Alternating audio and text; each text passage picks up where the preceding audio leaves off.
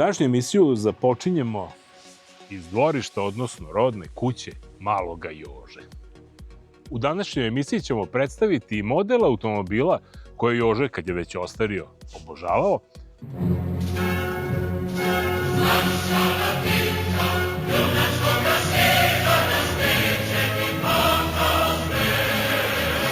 Ali pre toga ćemo krenuti sa testom jednog fantastičnog Lexusa.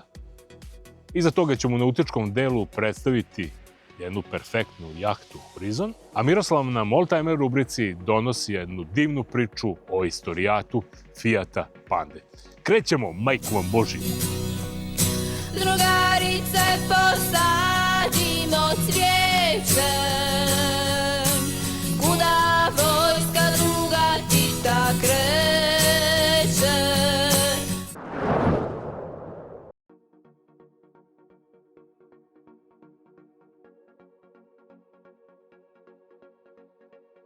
Poštovani ljubitelji automobilizma, mora se reći da u današnje vreme starim asovima automobilske industrije nije baš lako. Došli su ovi novi, mladi brendovi, pa polako za sve one koji su nekada bili etalon kvaliteta, stabilnosti, dizajna, napretka tehnologije, sada dolaze sve teža vremena. Danas na testu imamo jednog od tih pripadnika stare, dobre aristokratije, Lexus NX 350H. Automobil koji na prvi pogled kaže premium, na drugi kaže inteligencija, a na treći hibrid baš kakav treba da bude. Ovo je druga generacija Lexus NX koja je sada postavljena na potpuno novu GAK platformu grupacije Toyota Lexus. A nju već dobro poznajemo iz jednog drugog filma koji se zove RAV4 i možemo reći da su ovaj Lexus i RAV4 uslovno rečeno postavljeni na istu platformu. Ta platforma mu je donela čvršću karoseriju, bolje ležanje, više prostora u kabini, ali ono što je možda najvažnije, donela mu je dinamiku bez kompromisa i komfor bez neke posebne drame. Sve je ovde na svome mestu, ali jednostavno, gotovo neprimetno, a složit ćete se da su najbolje stvari one prirodne i koje se ne primećuju odmah, koje ne viču, evo me, tu sam, vidi moj štep, vidi moj tapacirung, vidi kako ja sijam, kako zračim. Kod Lexusa toga nema, sve mirno, odmereno.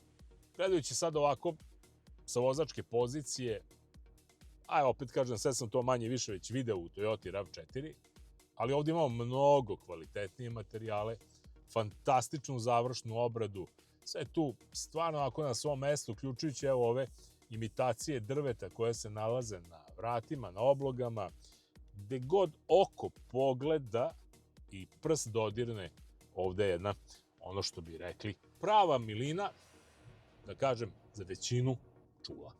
To što važi za dizajn i stil unutrašnjosti, isto važi i za dizajn i stil spoljašnjosti. Prednja maska je onako dominantna, ali opet odmerena, ne udara odmah u glavu. Prolazi kroz sive ćelije onih koji gledaju ovaj automobil s polja, a opet taj prolaznik ne zna šta je to, jer ga nije onako primitivno udarilo u glavu, kao recimo prednja maska novih BMW SUV modela. Bočna linija je takođe u tom stilu čista, elegantna, sa širokim ramenima, kratkim prepustima i 20-inčnim točkovima koji mu stoje tako kao da se rodio za njih.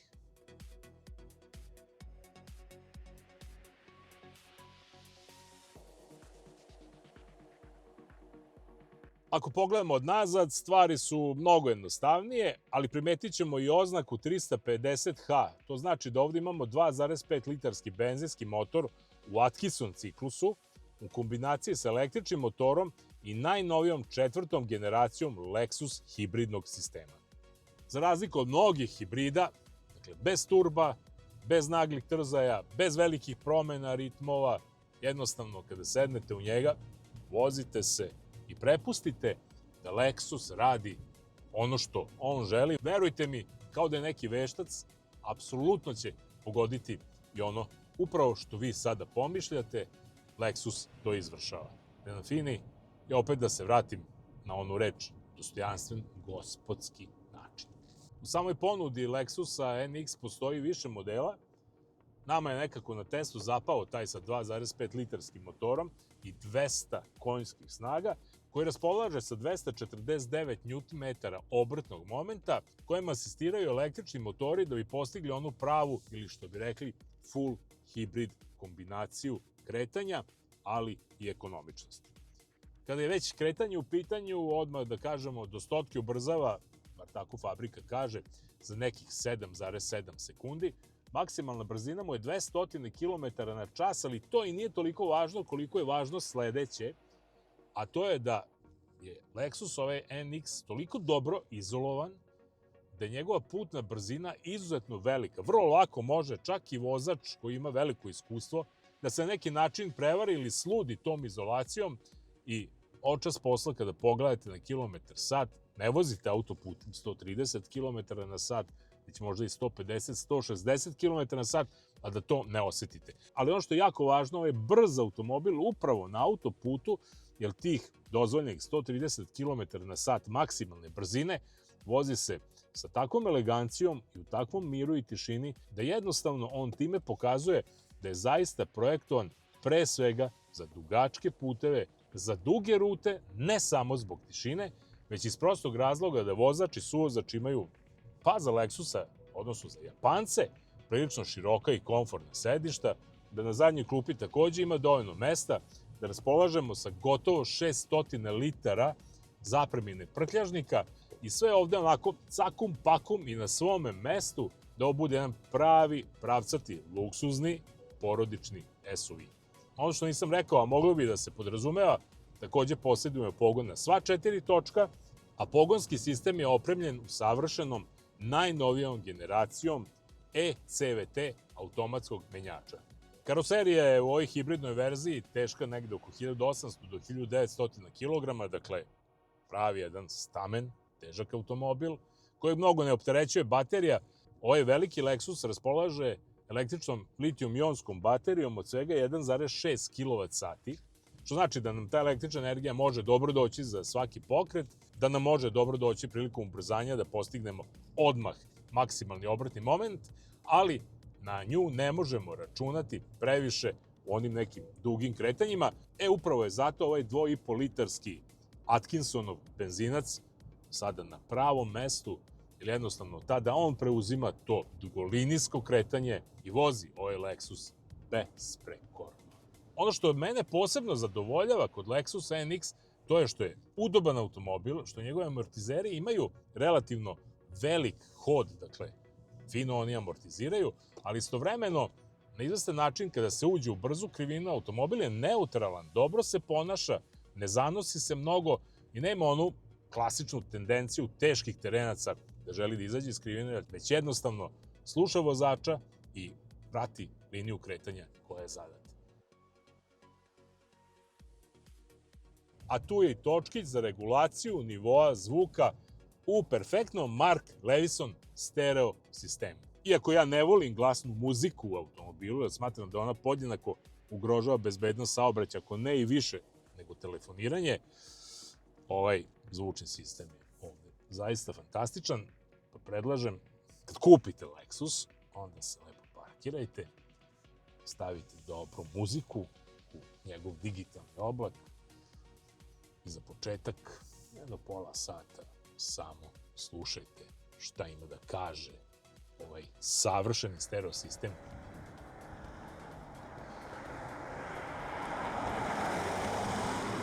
Da, malo da se sad spustim iz ovih, muzičkih oblaka u našu realnost. Sve do sada što sam pričao, možete da pretpostavite da se oslikava i kroz ekonomičnost ovog, pa skoro 2 tone teškog automobila, ako su još 2 osobe u njemu, to je sigurno preko 2 tone. U proseku naša potrošnja na testu je bila ispod 7 litara, između 6,5 i 6,7 litara benzina na 100 pređenih kilometara, voženje u visokom tempu, voženje po gradu. Vozili smo ga, relativno malo i na regionalnim putevima. Ovo je zaista fantastično niska potrošnja koja nas dalje navodi na pitanje da li je elektrifikacija u ovom trenutku baš tako preko potrebna. Lexus NX 350H kaže: električari, sačekajte još malo, nismo mi stari vukovi pokazali šta još imamo i šta znamo.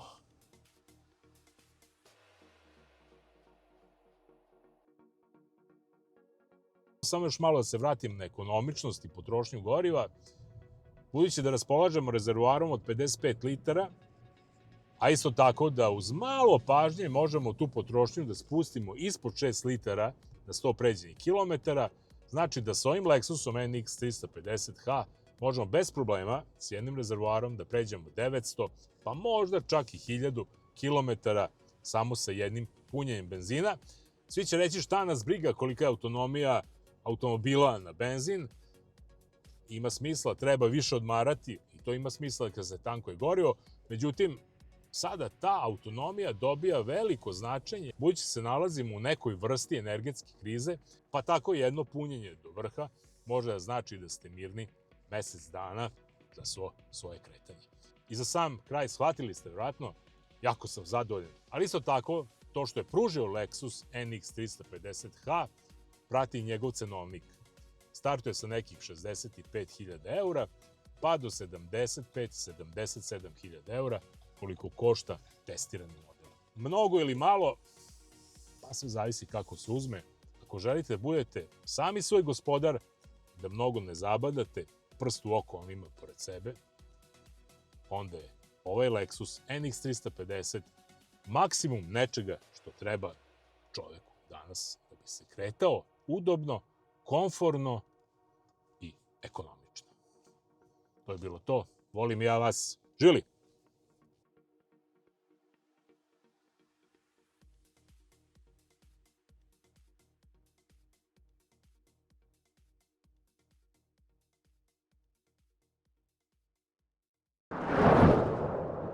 Dame i gospodo, upoznajemo vas s jednim od najsnažnijih predstavnika moderne nautike. Horizon FD90. Pripada klasi plovila od 90 stopa ili 27 metara uz širinu od čak 7,11 metara, što izuzetno povoljno utiče na stabilnost. Horizon FD90 je sve samo ne obična jahta. Dizajniran je s naglaskom na udobnost i praktičnost. Na glavnoj palubi nalazi se luksuzna master kabina, dok donja paluba nudi 4 ili 5 elegantnih gostinskih kabina uz zasebne prostorije za posadu. Ovaj raspored omogućava smeštaj do 10 putnika uz maksimalnu privatnost i komfor. Ispod linije mora se nalaze dva dizel motora koji zajedno razvijaju oko 3800 konjskih snaga, omogućavajući sposobnost glisiranja s maksimalnom brzinom do 22 čvora, dok je krstareća brzina na 14 do 17 čvora. Rezervoar goriva kapaciteta je oko 13.170 litara, a tank za pitku vodu sadrži oko 1500 litara, što osigurava autonomiju za duže plovidbe. Ponosno spajajući luksuz, tehnologiju i plovidbene sposobnosti, Horizon FD90 predstavlja idealnu kombinaciju za one koji traže i performanse i beskompromisnu udobnost na moru.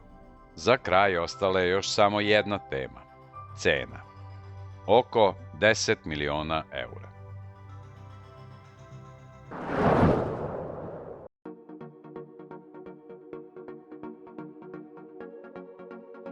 Mercedes-Benz zvanično je predstavio osveženu S-klasu za 2026. godinu. Poruka iz Stuttgarta je jasna. Luksuz više nije samo pitanje materijala, već softvera, procesorske snage i autonomije. Ispod poznatih proporcija krije se potpuno nova elektronska arhitektura, napredniji pogonski sklopovi i najviši nivo asistirane vožnje koji je S-klasa ikada ponudi. Na prvi pogled S-klasa ostaje elegantno prepoznatljiva, ali detalji jasno poručuju da je ovo više od kozmetike. Prednja maska dobija šaru od Mercedesovih zvezda, dok pojedine verzije nude i osvetljeni okvir maske, do sada rezervisan uglavnom za električne modele i Q linije. Najupadljivija novina su trokrake zvezde u LED dnevnim svetlima napred i pozadi. Zadnja svetla sada nose trostruki zvezdasti potpis umesto klasičnih horizontalnih linija. Najveći zaokret dešava se ispod površine. Nova S-klasa dobija MBOS, sopstveni operativni sistem koji objedinjuje infotainment, asistencije, pogonske sisteme i bezbednosne funkcije. Centralni OLED ekran definiše vozačko radno mesto. Digitalna instrument tabla je standard, dok skuplje verzije nude i ekran ispred suvozača, čime S-klasa postaje prava pokretna komandna soba.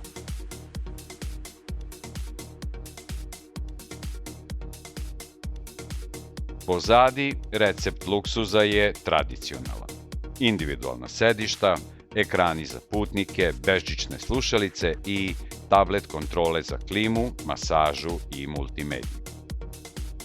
S-klasa sada podržava level 3 autonomnu vožnju na tržištima gde je to zakonski dozvoljeno uz hands-off režim do 95 km/h.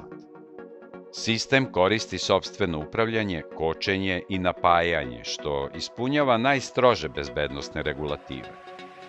U praksi to znači da automobil može samostalno da vozi u određenim uslovima, dok vozač legalno može da skloni ruke sa volana.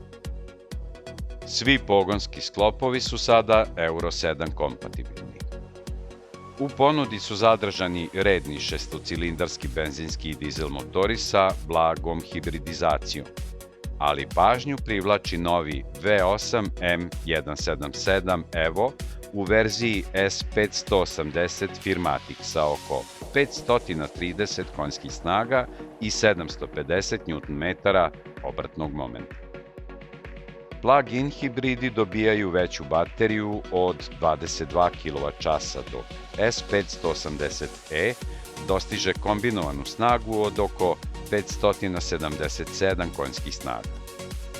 Na vrhu ponude ostaje S680 Guard sa V12 motorom i balističkom zaštitom, jer S-klasa i dalje mora da ima odgovor na sve scenarije. Airmatic vazdušno oslanjanje je standard, dok E-Active Body Control ostaje opcija za maksimalnu kontrolu karoserije.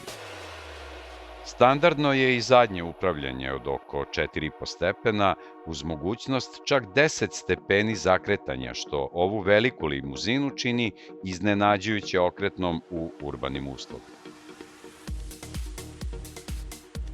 Facelift S-klase za 2026. godinu ne pokušava da izmisli novi identitet.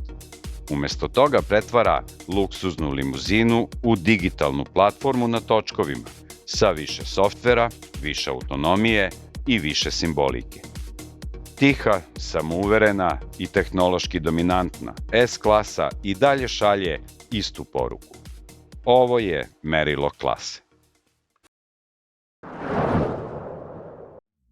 Uslov za razvoj i šire uvođenje električnih automobila u direktnoj je vezi sa razvojem infrastrukture.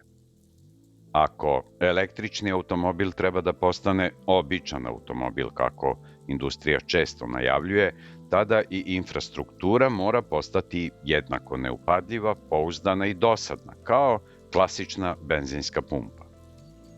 Mreže punjača rastu brže nego što ljudski timovi mogu realno da ih nadziru, optimizuju cene, otklanjaju kvarove i balansiraju opterećenja.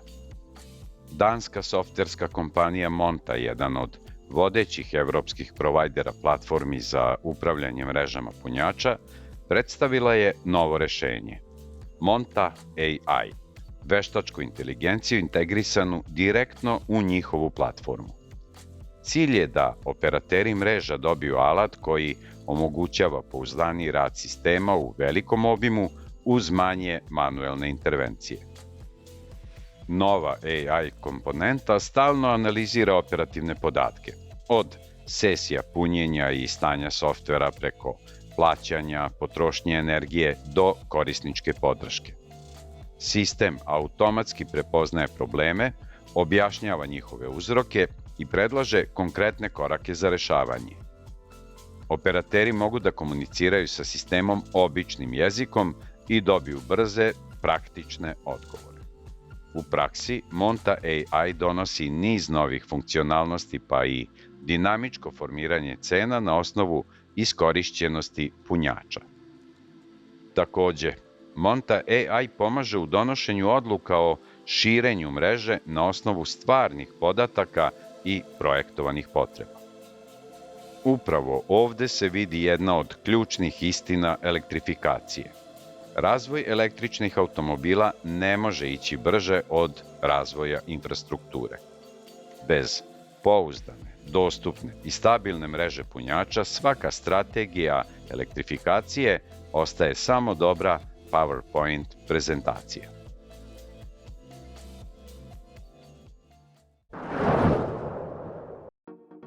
Stellantis Heritage Hub u Torinu je muzej koji čuva brojne priče italo autoindustrije. U godini u kojoj se afirmiše Fiat Grande Panda, došli smo ovde u kompleks fabrike Mirafiori da vidimo kako je sve počelo. Fiat Panda, prvi automobil koji je proizašao iz Ital Design studija koji su osnovali Giorgetto Giugiaro i Aldo Mantovani. Oni su Pandu nacrtali za 15 dana letovanja na Sardiniji 1976. godine. Prva pres prezentacija bila je u decembru 1979. godine, a Fiat je bio toliko samouveren u uspeh novog automobila da nije mnogo mario za premijeru u Ženevi marta 1980. već je Pandu pustio u prodaju krajem februara te godine. Panda je dobila ime po rimskoj boginji Empandi, zaštitnici putnika. Ekolozi su malo napravili problem zbog komercijalne upotrebe simpatičnog malog mede Brunde, ali su popustili kada je Fiat dao pozamašnu donaciju Svetskom fondu za zaštitu divljači. Već 1984. godine stiže verzija sa 4x4 pogonom na bazi motora od 965 kubnih centimetara i 48 konja. Onaj terenski hardver kreirala je austrijska ekspertska kuća Steyr Puch. 1986. godine stiže restilizovana verzija prve generacije koja po mehaničkim komponentama i panelima karoserije je imala malo toga zajedničkog sa originalom. Kako god bilo, ovo je bila najuspešnija verzija Pande ikada. A iz Brazila stiže i dizelaš korišćen u tamošnjoj verziji Una. Odrađena su još dva facelifta, jedan iz 1991. i jedan iz 2001. godine.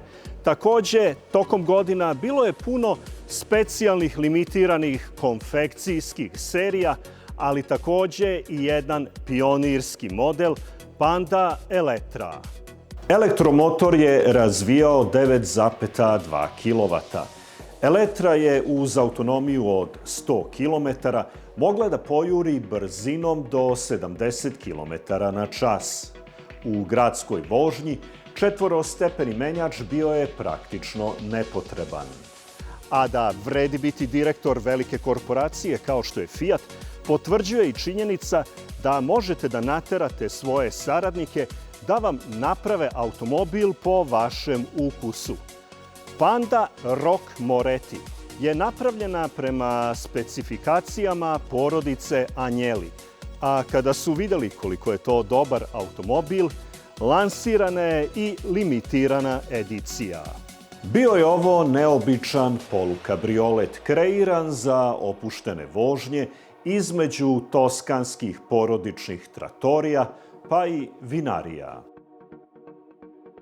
Originalna Panda ustupit će mesto drugoj generaciji 2003. godine nakon pune 23 godine proizvodnje. Originalna ideja Pande da to bude cenovno dostupan, pa rekli bismo i lifestyle automobil, nastavlja se sa trećom generacijom 2011. pa i sa Grande Pandom koju smo upoznali 2024. godine. Konkretno, ova Panda je specijalno konfekcijsko izdanje posvećeno velikim avanturama, to jest u ovom slučaju misiji na Mont Everest. Naravno, ova Panda se nije popela na Mont Everest, ali ako budete u prilici, eto, probajte.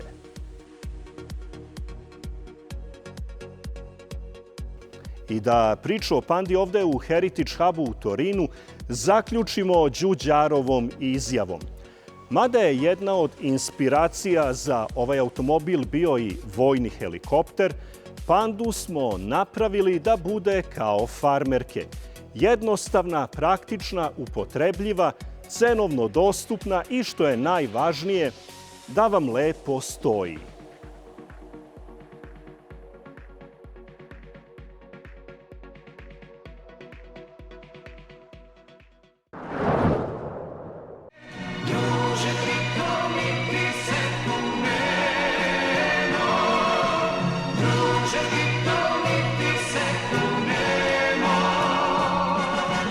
I to je bilo sve za danas. Vidimo se za 7 dana, u isto vreme, na istome mestu, a do tada vozite pažljivo, mislite na sebe i na druge u saobraćaju.